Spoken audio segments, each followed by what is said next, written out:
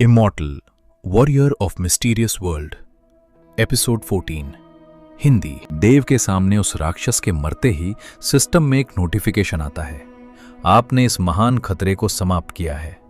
Reward के तौर पर आपको 500 सिस्टम पॉइंट्स दिए जाते हैं। देव अपने सिस्टम में देखता है, तभी एक और नोटिफिकेशन आता है। आपको इस राक्षस का मास्क प्राप्त होता है। मास्क को अपना बनाने के लिए इसे जोड़कर इसके ऊपर अपने हाथ से एक बूंद खून गिराएं। देव सिस्टम को देखने के बाद अपने पास रखे राक्षस को देखता है।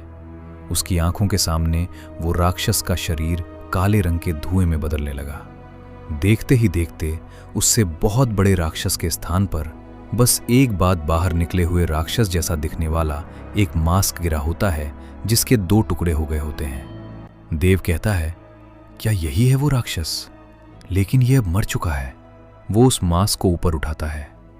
वो मास्क जो केवल 2 टुकड़ों में कट चुका था, जब देव ने ध्यान से देखा तो ये मास्क काले रंग का था, जिस पर कुछ कुछ बैंगनी रंग के धब्बे थे जो कुछ कुछ धुंधले और स्पष्ट हो रहे थे। उस धब्बे को देखकर देव का सिर दर्द करने लगता है। देव दिशा को आवाज देता है। तुरंत ही सिस्टम सामने आता है। देव दिशा से पूछता है, आखिर मैं इसे कैसे जोड़ूं? दिशा कहती है, बस आसान है। इन दोनों कटे हुए टुकड़े को वापस से एक दूसरे से लगा दो, ये खुद जुड़ जाएंगे। देव उसके कहे अनुसार दोनों टुकड़ों को पास लाता है। जैसे ही वो दोनों टुकड़ों को जहां से कटे हुए थे वहां से पास लाया, कुछ धागे जैसी रचनाएं खुद ब खुद बाहर आती हैं और दोनों बहुत ही जल्दी जुड़ जाते हैं। देव कहता है, भला मैं अपना खून इस पर कैसे डालूं? वो सोचता है कि 8 पैर वाले मशीन का पैर ठीक है क्या? फिर लगता है कहीं पैरों में कोई जहर लगा हो, इसलिए वो छुरी से अपने को नहीं काटता। वो सोचता है, अगर मैं दांतों से खून बहाने की कोशिश करूं तो मेरे पास तो पट्टी भी नहीं है, कहीं ज्यादा खून आने से मैं मर न जाऊं। सिस्टम से आवाज आती है, मुझे लगता है आपकी इस परेशानी का हल मेरे पास है। देव कहता है, ठीक है, तो मैं क्या करूं? दिशा की आवाज आती है, अपनी उंगली को इस मास्क के दांतों पर रखिए। दांत खुद ही आपका खून बिना ज्यादा बड़ा काटे निकाल लेंगे। देव ये उपाय सुनकर दिशा को थैंक यू कहता है। भला मेरे दिमाग में ये बात क्यों नहीं आई? मैं इस दांत से भी तो खून निकाल सकता हूं। देव ऐसा ही करता है। जैसे ही उसने अपना हाथ उस मास्क के दांत पर रखा, दांत से कांटे जैसी चीज निकली और देव के हाथ से खून निकलने लगा। जैसे ही वो खून मास्क पर गिरा, देव के सामने वही सफेद सिस्टम का विंडो प्रकट होता है, जिसमें एक मास्क का फोटो गोल गोल घूम रहा होता है और उसके साइड में उस मास्क की क्वालिटीज बताई जा रही होती हैं। इवॉल्व होने वाला मास्क कुल 5 बार इवॉल्व हो सकता है। इवॉल्व होने की शर्तें रक्त और मांस। ये देखकर देव का मुंह अजीब हो जाता है। देव कहता है, कितना गलत तरीका है इस चीज को इवॉल्व करने का। वो और नीचे देखता है, शक्तियां, रूप बदलने की शक्ति। देव इस ऑप्शन को पढ़कर बेहद हैरान हो जाता है। क्या असल में दुनिया में ऐसी शक्तियां एग्जिस्ट करती हैं? लेकिन मानस खुराना के किए गए कामों को याद करके उसे लगता है, हां, इस दुनिया में कुछ भी असंभव नहीं। देव उस मास्क की शक्तियों को चेक करने के लिए उसे अपने चेहरे पर लगाता है। फिल्म के एक हीरो के बारे में सोचता है।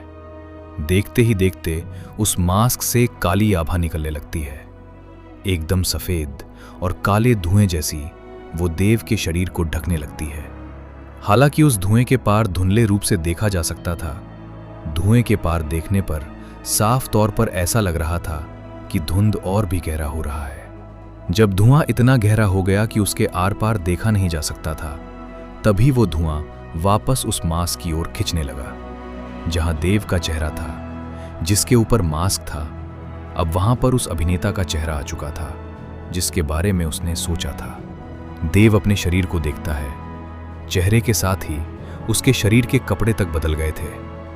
देव इस परिवर्तन को महसूस करके थोड़ा शांत हो गया। यानी ये सच्चाई है। उसे अभी भी अपने चेहरे पर वो मास्क लगा महसूस हो रहा था। उस मास्क को कोई और नहीं देख सकता था।